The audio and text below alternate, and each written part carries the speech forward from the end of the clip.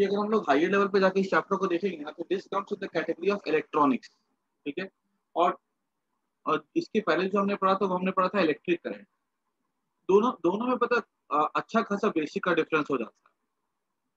देखो, तो ये जो सेमीकंडक्टर्स होते हैं ना, ठीक है, इसकी पढ़ाई हम लोग क्यों करते हैं, क्योंकि ये पता है जैसा नाम में तुम देखते हो ना सेमी, मतलब बहुत अच्छे कंडक्टर्स भी नहीं होते ये, और बहुत खराब इंसुलेटर भी नहीं होते ये, ठीक है। और इसकी जो डिस्कवरी हुई थी ना 1930s में हुई थी, और इस पे जिसने रिसर्च भी किया था ना इस डिवाइस के ऊपर, उसको नोबेल प्राइज मिला था। और ये जो इसके बेसिस पे आज सेमीकंडक्टर ही एक ऐसी चीज है जिससे कि हमारी जो इतनी बड़ी सी दुनिया है ना, वो एक छोटे से आकार में, छोटे से शेप में समा जाती है। क्योंकि हम कुछ भी आज यूज करते हैं ना, ठीक है, इलेक्ट्रॉनिक के डिवाइस, लैपटॉप यूज करते हैं, सेमीकंडक्टर से बना होता है। मोबाइल यूज करते हैं, सेमीकंडक्टर से बना होता है। उसमें जो देखा होगा, जो मदरबोर्ड होता है उस पे क्या कहते हैं, तुम देखोगे कि 3 डंडी निकलती है, ठीक है, वो ट्रांजिस्टर्स होती है। तुम क्या कहते हैं, घर में रेक्टिफायर यूज करते हैं, सेमीकंडक्टर से बना होता है। टीवी अगर हम बात करते हैं, वो एलईडी टीवी सेमीकंडक्टर से बनी होती है। जितनी भी चीज आज आज के डेट में हम जितने भी इलेक्ट्रॉनिक इक्विपमेंट यूज करते हैं ना, वो मैक्सिमम किससे बने होते हैं, सेमीकंडक्टर से बने होते हैं। तो देखना, ये जो सेमीकंडक्टर्स है ना, ठीक है, इसको जो यूज किया जाता है ना, जैसे कि इसका क्या फायदा होता है, ऐसा क्या चीज इसमें खास होती है कि ये हमारे लिए बाकी डिवाइसेस से, बाकी कंडक्टर से या इंसुलेटर से ज्यादा हमारे लिए यूजफुल है, ठीक है। तो इसमें दो खास बात होती है, और इन दोनों बातों को हम लोग देखेंगे जा करके, ठीक है। तो एक एक चीज याद रखना है, सेमीकंडक्टर्स दे आर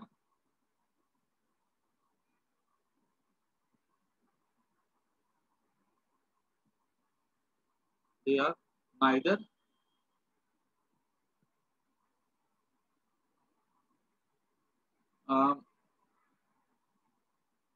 ऐसा लिख सकते हैं, देयर प्रॉपर्टी इज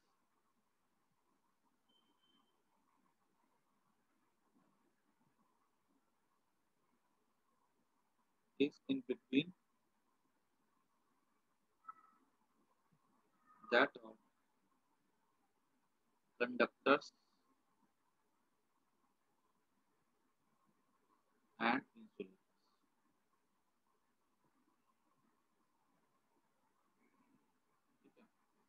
इनकी प्रॉपर्टी कैसी होती है, कंडक्टर्स और इंसुलेटर्स के बीच में होती है। गर्म कर देते हैं हम लोग सेमीकंडक्टर को तो कंडक्टर बन जाता है, ठंडा रखते हैं तो इंसुलेटर रहता है, ठीक है। और भी तरीके से बिहेव कर सकता है, कभी कंडक्टर की तरह बिहेव करता है, कभी इंसुलेटर की तरह बिहेव करता है। हमारी मर्जी है कैसे इसको यूज करना। अब सेमीकंडक्टर के बारे में दो खास बातें होती हैं कि जिसकी वजह से ये हमारे लिए काफी यूजफुल हो जाता है। इसकी दो प्रॉपर्टी होती है, याद रखना।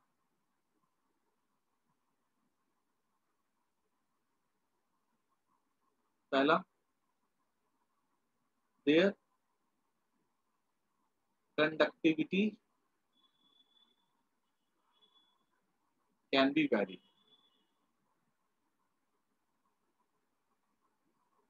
हम एक कॉपर वायर की कंडक्टिविटी में ज्यादा चेंज नहीं ला सकते, क्योंकि ठीक है, टेम्परेचर से हम कॉपर की कंडक्टिविटी चेंज कर सकते हैं, लेकिन एक लिमिट के हम कितने एक पर्टिकुलर रेंज ऑफ टेम्परेचर पे ही काम करेंगे।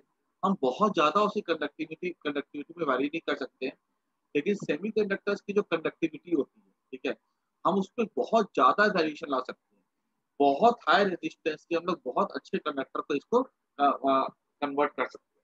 एक प्रॉपर्टी तो ये होती है, कंडक्टिविटी कैन बी वैरी। कैसे वैरी करते हैं, ये पूरा का पूरा चैप्टर इसके ऊपर है, ठीक है। आगे जाके देखेंगे टॉपिक टॉपिक सब आएगा। और दूसरा, इट अलाउस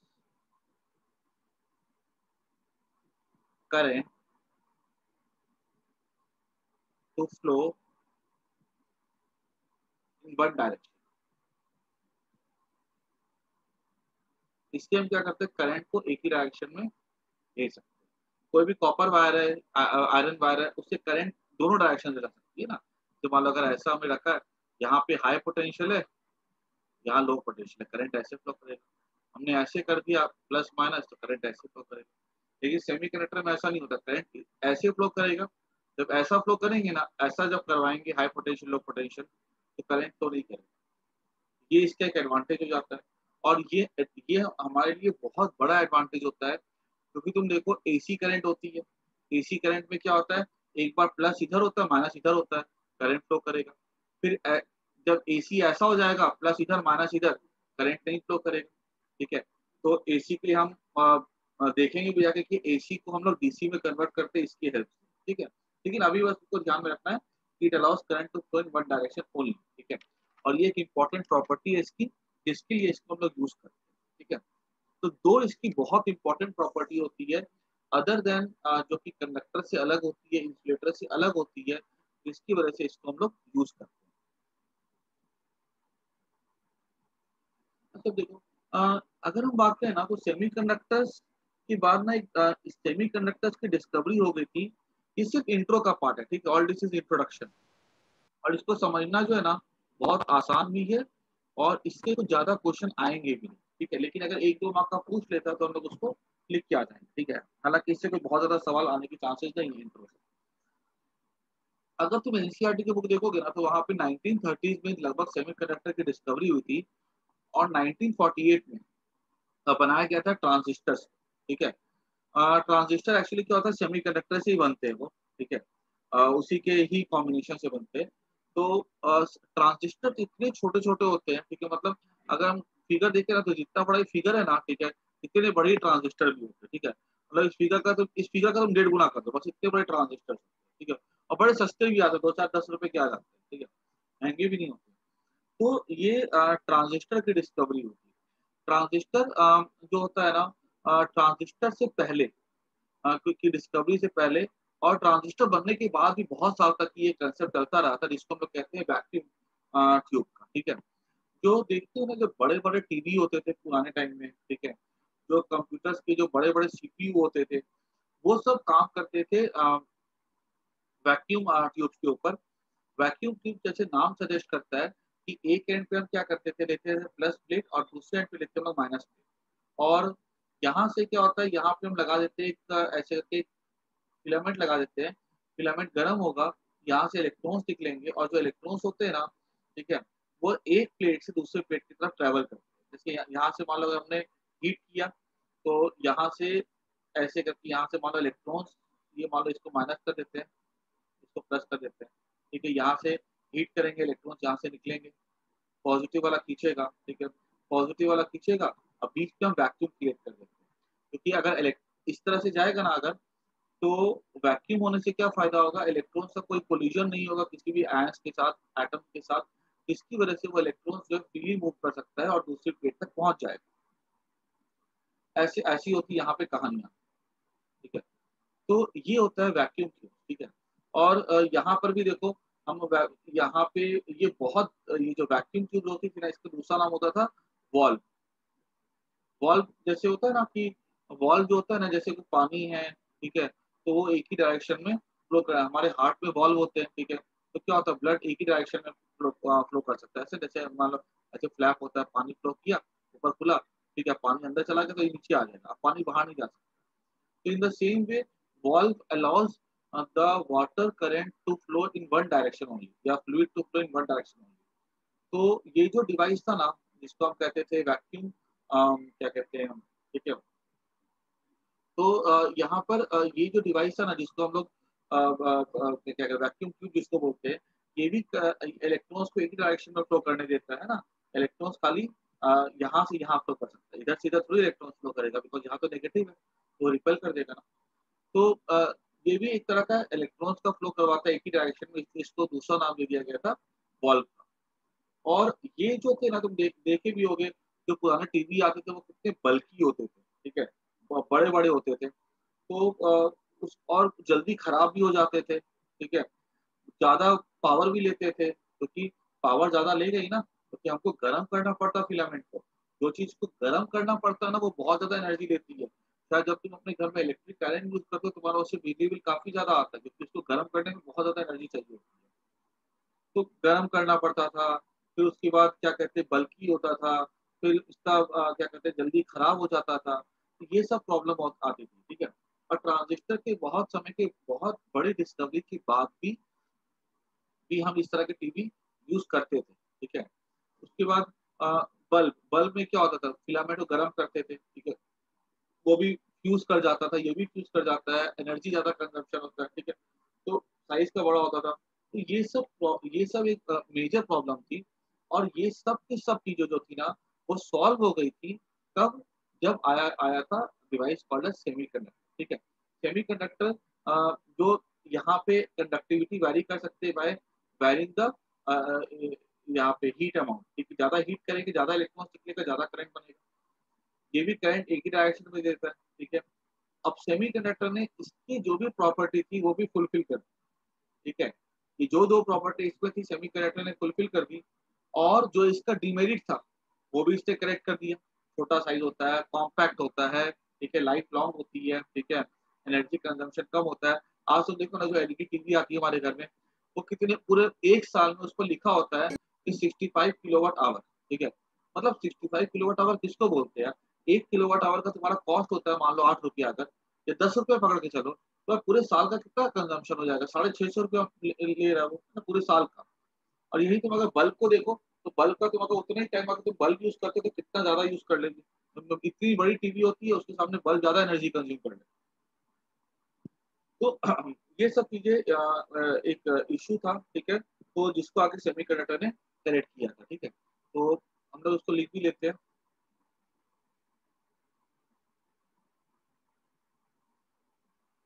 वैक्यूम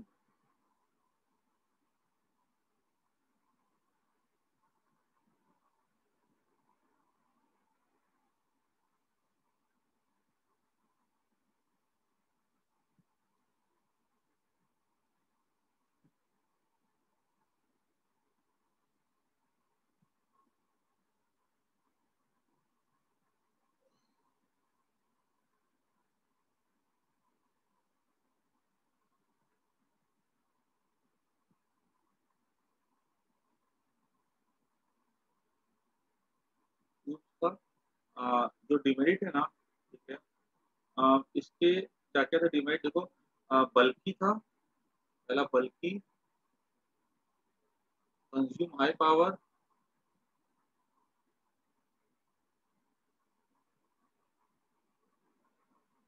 ठीक है, रिक्वायर हाई वोल्टेज, लगभग इसको तो वोल्टेज चाहिए होता है, तो वो लगभग 100 वोल्ट के आसपास चाहिए होता है, ठीक है, ठीक है। लोअर लाइट, जल्दी खराब हो जाता है। और एक है लो रिलायबिलिटी,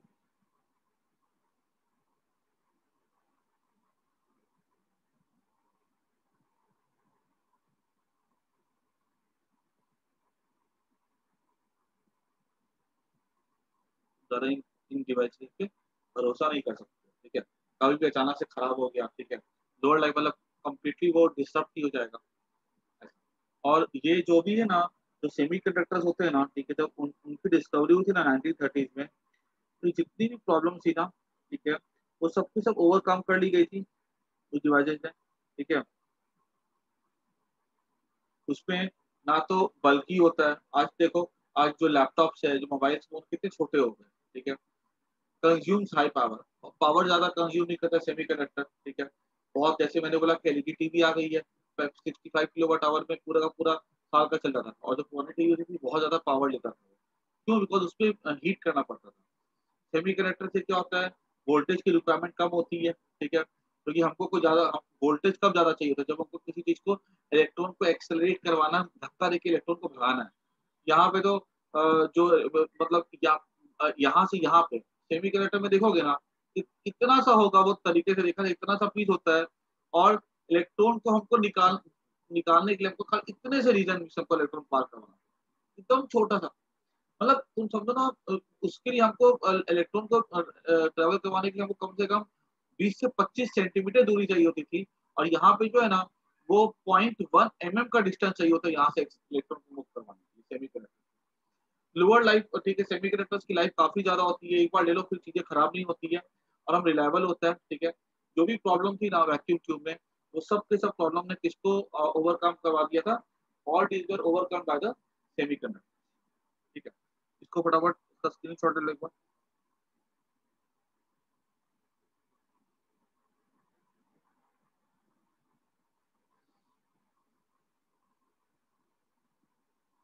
हालांकि इस पे से कभी ज्यादा इतना कोई सवाल आया नहीं है इनको से। ठीक है,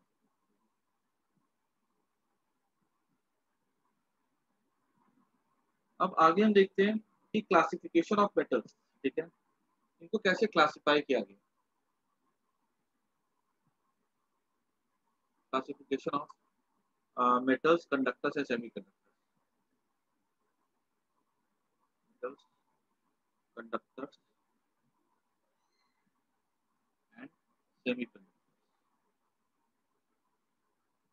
ये जो मैं तुमको बता रहा हूँ ना, ये एक्चुअली इसको अगर प्रॉपर क्लासिफिकेशन के हम लोग को एनर्जी बैंड पढ़ना पड़ेगा। अ, लेकिन उसके पहले जो ना हम लोग एक रफ क्लासिफिकेशन देख लेते हैं इसका, which is based on the conductivity. ठीक है, तो जैसे अगर मेटल्स की बात की जाए ना, तो मेटल्स की जो रेजिस्टिविटी होती है वो होती है 10⁻² से लेकर 10⁻8 ओम मीटर। काफी कम होती है रेजिस्टिविटी। रेजिस्टिविटी कम होगी तो रेजिस्टेंस कम होगा, रेजिस्टेंस कम होगा तो उससे चार्ज को इजीली फ्लो करने देगा वो। ठीक है, और इसकी जो कंडक्टिविटी होती है वो होती है 10⁻² से लेकर के 10⁻8। इसको याद करने की जरूरत नहीं है, यही याद कर जाओगे अपने ही याद हो जाएगा। ठीक है, अगर हम बात करते हैं सेमीकंडक्टर्स की,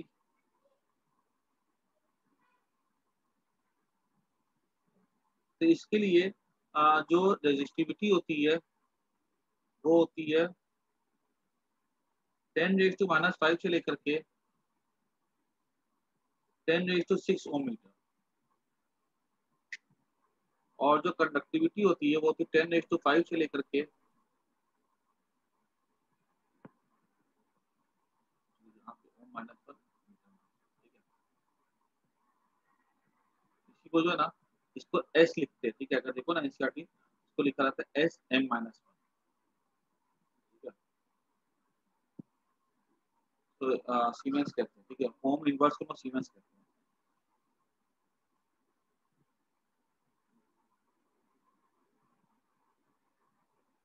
तो उसके बाद अ, अगर हम बात करें सेमीकंडक्टर्स के लिए, तो इसका 10 इसका हो जाएगा 10⁵ से लेकर के 10⁻⁶ SM-1।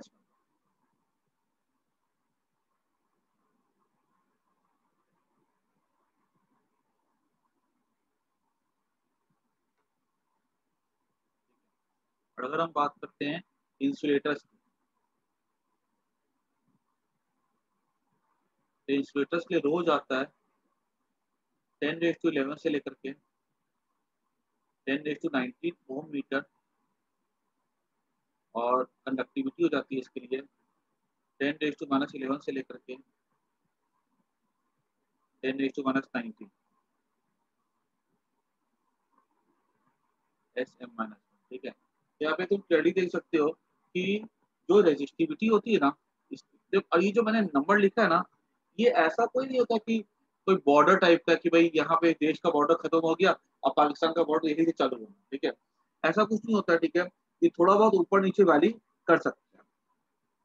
लिखा भी एनसीईआरटी में, the value of rho and sigma given above are indicative of magnitude and could go outside the range as well. ठीक है, ये सेमीकंडक्टर्स का हो सकता है रेंज थोड़ा सा आगे भी बढ़ जाए, इसलिए ऐसा कुछ कंफर्म नहीं है। ये एक अंदाज की वैल्यू है।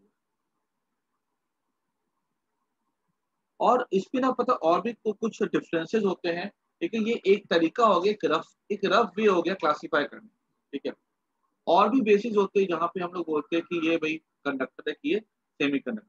ठीक है, कंडक्टिविटी नापना है, एक ये भी एक पहलू है, इसके अलावा और भी हो सकता है। ठीक है, तो तुमको ये सब वैल्यूज हो ना, ये याद ही कर जाना है। ठीक है, नंबर। ठीक है, और ये नंबर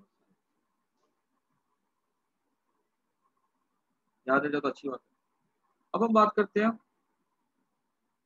आ, कुछ यहाँ पे कुछ एलिमेंट्स थे, ठीक है, जिसको हम लोग सेमीकंडक्टर्स के जिसके एग्जांपल्स देख रहे थे हम लोग यहाँ पे। तो इसके एग्जांपल्स में भी वो सिर्फ रटने वाली बातें, इसमें भी कुछ खास नहीं है। जैसे कि एक है एलिमेंटल सेमीकंडक्टर,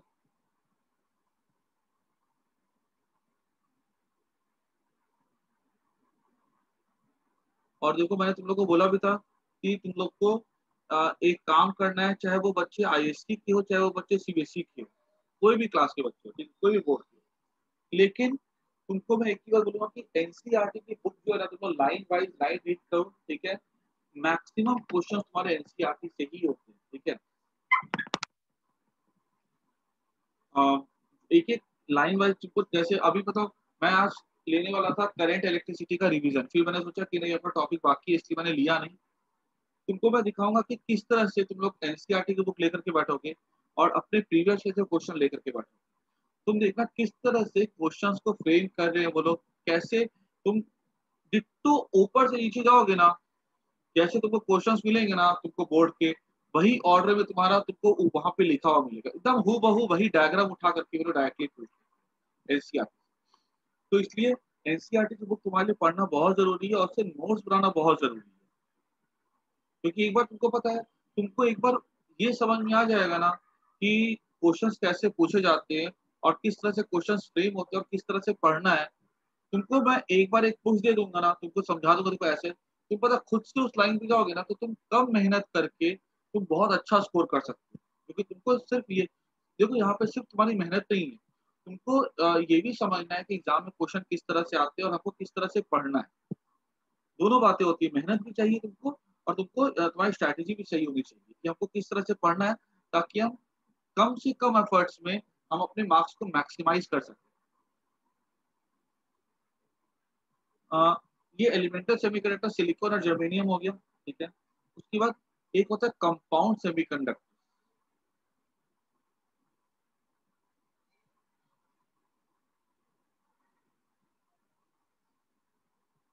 इसके एग्जांपल हो जाते हैं जैसे कि कंपाउंड्स में एक हो जाएगा इनऑर्गेनिक।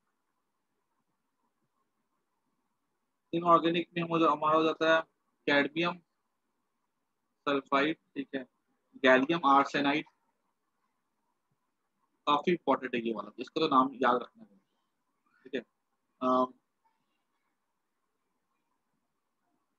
इसमें गैलियम आर्सेनाइड फॉस्फाइड भी आता है, ठीक है। जो तुम्हारे जो एलईडी लाइट जो लगती है ना, उसमें गैलियम आर्सेनाइड फॉस्फाइड ही यूज होता है। और उसमें ही हम लोग क्या करते हैं, आर्सेनाइड और और ये इसको हम लोग जो है ना, इसके परसेंटेज को कुलदीप एक मिनट में तुमको बता देता हूँ ये। मैं तुमको ना सेकंड हाफ में बता दूंगा, ठीक है, इसके बाद 40 मिनट्स के बाद, ठीक है, लास्ट में डिस्कस कर लेंगे। गैलियम आर्सेनाइड फॉस्फाइड, ठीक है। और उसके बाद अभी मैं तुमको बता देता हूँ, तुम्हारा जो अभी अभी जो मैंने तुम लोग को टेस्ट बोला है ना अभी, ठीक है, इस संडे के लिए, उस संडे के लिए मैं तुमको बता देता हूँ, डेविसन जर्मन एक्सपेरिमेंट मत पढ़ना, ठीक है। उसके बाद सोडी लॉ मत पढ़ना। वो याद है मैंने बोला था dn by D T equal to minus lambda N, ठीक है, N equal to N nought E raise to minus lambda T, ये वाला मत पढ़ना, ठीक है। उसके बाद ये अभी का जो टेस्ट तुम लोग का जो लूंगा ना मैं, ठीक है, संडे को, उसके लिए तुम लोग को ये दो टॉपिक नहीं पढ़ना, क्लियर। और अगर हम मैं तुमको बताऊं, रे ऑप्टिक्स का जितना मेरे को याद है, ठीक है, मैं तुमको बता देता हूँ, रे ऑप्टिक्स का और रे ऑप्टिक्स को तुमको नहीं पढ़ना है, ये वाला क्या कहते हैं, रिजॉल्विंग पावर ऑफ माइक्रोस्कोप और टेलीस्कोप। गलती से भी माइक्रोस्कोप और टेलीस्कोप छोड़ मत देना, उस पर सिर्फ ये छोटा सा टॉपिक निकला है, वो भी टॉपिक तुम्हारे बुक में लगभग 5 लाइन में खत्म कर दिया है। उसके बाद तुमको स्पेरिकल मिरर्स नहीं पढ़ने हैं, ठीक है। और वो जो रिफ्रैक्शन वाला पार्ट जो है ना, ठीक है, वो नहीं पढ़ना है, क्या कहते हैं जिसमें mu one into sine equal to mu two into sine, ठीक है। वो उसमें से डायरेक्ट क्वेश्चन नहीं आएगा, लेकिन उसका सारा बेस्ड जो है ना तुम्हारा, क्या कहते हैं, जो डेरिवेशंस होते हैं, mu two by V minus mu one by U वाला, उन सब में इसी स्नेल्स लॉ को यूज करके किया है, लेकिन इसका डायरेक्ट क्वेश्चन नहीं आएगा, वो डेरिवेशन में रहेगा। ठीक है, तुम ये वाला रे ऑप्टिक्स में और इस पे छोड़ देना। फिर तुम्हारा वेव ऑप्टिक्स में जो हटा है ना, वो हटा है पोलराइजेशन टॉपिक। ठीक है, पोलराइजेशन में भी पोलराइजेशन का बेसिक बेसिक आएगा। ठीक है, ब्रूस्टर लॉ हट चुका हुआ उसमें, ब्रूस्टर लॉ और मालूज लॉ। ठीक है, बाकी ये सब है। तो पहले इतना नोट कर लेना। ठीक है, इस टेस्ट के लिए तुम ये दो तो तुम छोड़ देना। ठीक है, और रे ऑप्टिक्स में ये छोड़ देना, बाकी मैं तुमको फिर बता देता हूँ अभी जल्दी।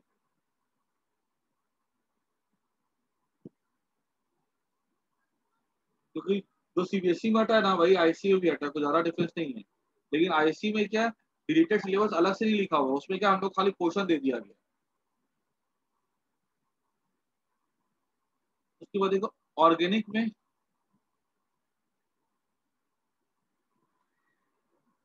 एक एंथ्रा सीन है, और एक है इसमें ऑर्गेनिक पॉलीमर्स। पॉलीमर्स समझ में आता है ना कि जैसे पॉलीथीन होती है ना, तो बहुत सारे एटम, बहुत सारे मॉलिक्यूल से कॉम्बिनेशन से बनती है वो। ठीक है, C H two C H two C H two चलता है, तो उसमें हो जाता है ये पॉलीपायरोल।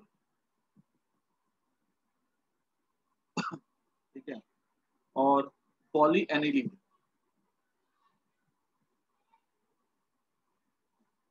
ठीक है, ये ना सबसे एक एक नाम ना तुम लोग याद कर जाना। ठीक है, अगर एग्जाम में पूछ लिया अगर 1 मार्क में, तो तुम लोग को इसमें से सबके एक एक नाम याद रखने हैं। और हमारे लिए जो इस चैप्टर में जो हम पढ़ने जा रहे हैं, वो हमको पढ़ना है सिर्फ और सिर्फ सिलिकॉन और जर्मेनियम का पढ़ना है। ठीक है, इसकी इसकी दो की हमको पूरी की पूरी स्टडी करनी है। And it is applicable for all, बाकी सबके लिए भी एप्लीकेबल ही है। ठीक है, तो एग्जाम्पल से लोग इसके याद कर जाना।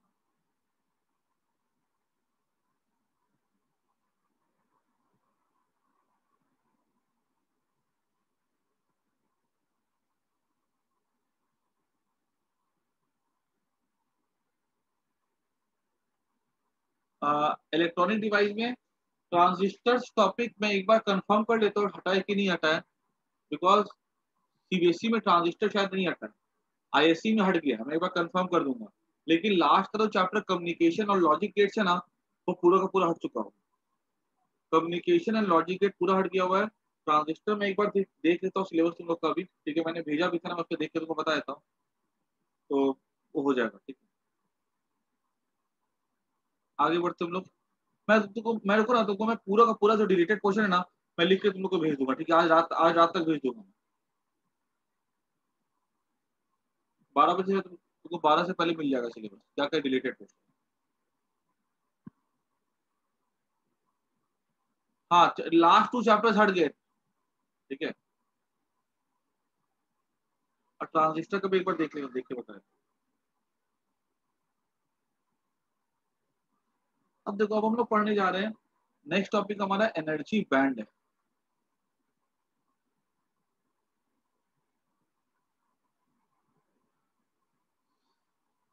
देखो एनर्जी बैंड अभी तक जो हम पढ़ रहे थे ना, वो सिर्फ और सिर्फ था थ्योरेटिकल टॉपिक। ठीक है, अभी हम जो पढ़ने जा रहे हैं वो है थोड़ा, अब ये जो कंसेप्ट है ना, ये अच्छा खासा कंसेप्ट है एनर्जी बैंड का। देखो एनर्जी बैंड, हम लोग सबसे पहले की कोई चीज पढ़ते हैं कि मान लो हम जिस एटम को पकड़ते, मान लो सिलिकॉन, सबसे सिंपलेस्ट एलिमेंट जो कि सेमीकंडक्टर कैटेगरी में आता है, इसके लास्ट शेल में 4 इलेक्ट्रॉन। अगर 4 इलेक्ट्रॉन से लास्ट शेल में, तो हम लोग को अंदर वाले इलेक्ट्रॉन से कुछ ज्यादा मतलब नहीं होता है। ठीक है, अगर हम इसके लास्ट इलेक्ट्रॉन्स को देखें,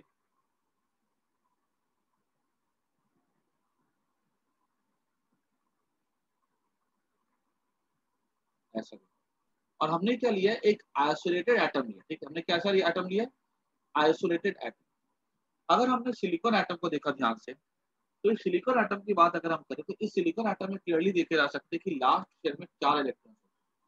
ये भी एक तरह का अपने आप में क्लासिफिकेशन हो गया सेमीकंडक्टर्स के लिए, क्योंकि मेटल्स में 1 2 3 इलेक्ट्रॉन्स होते हैं, और कंडक्टर्स में 5 6 7 इलेक्ट्रॉन्स होते हैं।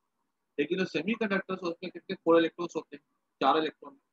अगर हम इन चारों इलेक्ट्रॉन की एनर्जी की बात करें, तो चारों इलेक्ट्रॉन की एनर्जी इन आइसोलेटेड एटम कैसी होगी, सेम होगी। क्योंकि देखो सबकी तो न्यूक्लियस से दूरी सेम है, सिमेट्रिकल है।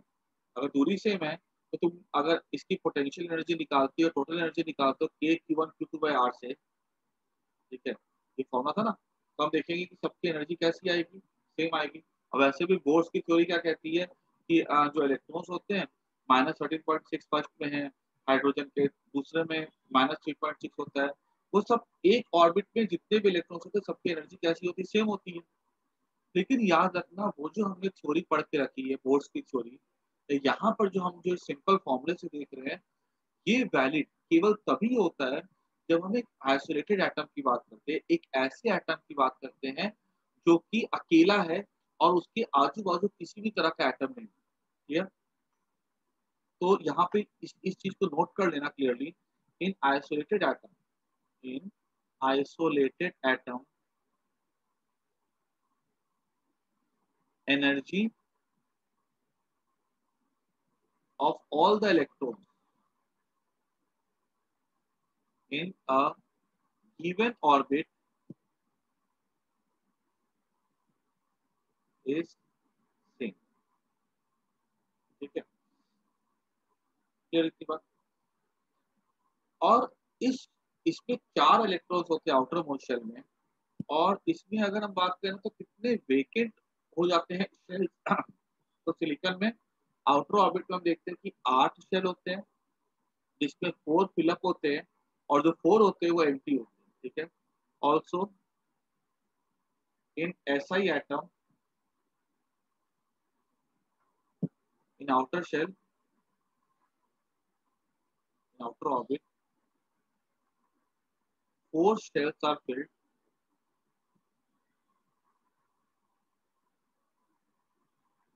and 4 shells are vacant, are vacant। ठीक है,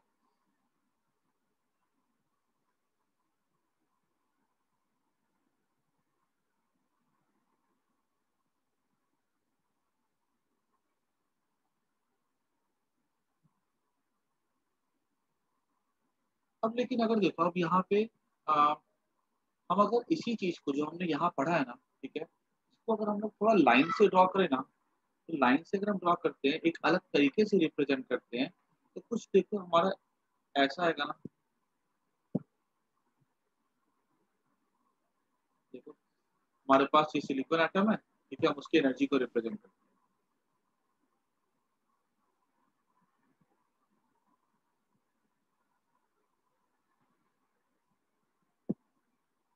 एनर्जी को। अगर ऑर्बिटल को भी देखते हैं हम लोग अगर, तो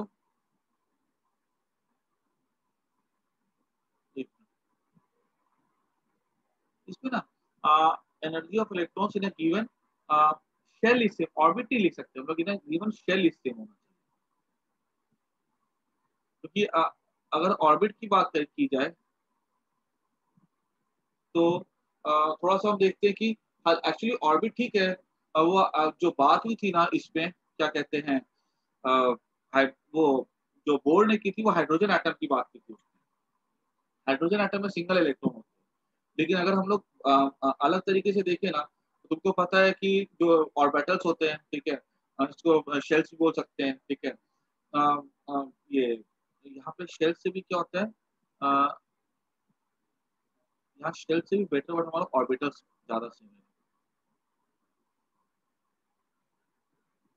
ना। जैसे 1s में इलेक्ट्रॉन्स की एनर्जी सेम होगी, 2s में सेम होगी, 2p में सेम होगी। अब p वाले में सब में सेम है, 3s का तो 3s में सेम होगी।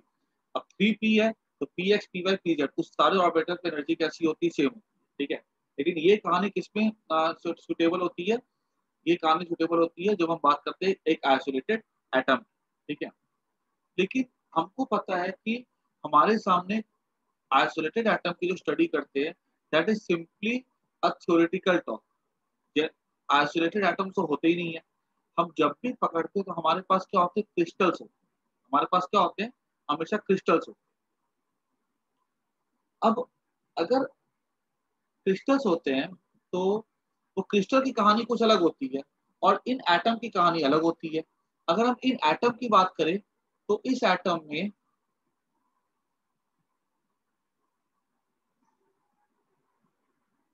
यहाँ पे हमने देखा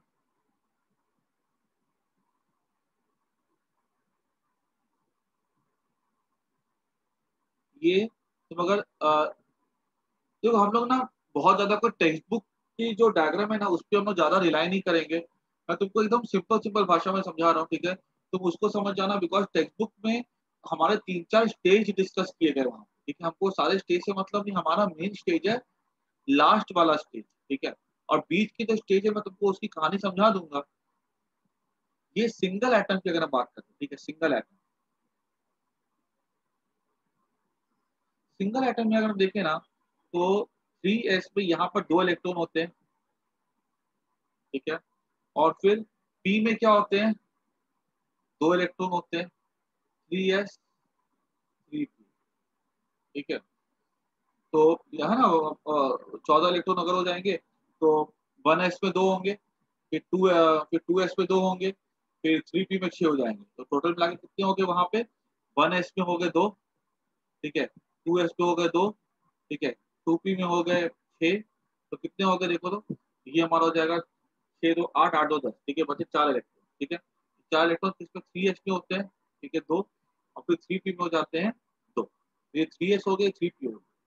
और यहाँ पर जो है ना 2 इलेक्ट्रॉन्स फिल है, और यहाँ पे 3p में तो देखो 6 टोटल 6 ऑर्बिटल्स होते हैं ना, px py pz के हर एक के 2 तो बाकी 4 तो खाली रहेंगे ना, ठीक है? ये सीधी सी एक लाइन है, ये भी सीधी सी एक लाइन है फॉर सिंगल एटम, ठीक है? इसको फटाफट नोट कर लो, और सिंगल सिलिकॉन एटम, ठीक है? मैं क्लास एंड कर रहा हूँ, फिर से ज्वाइन कर लो।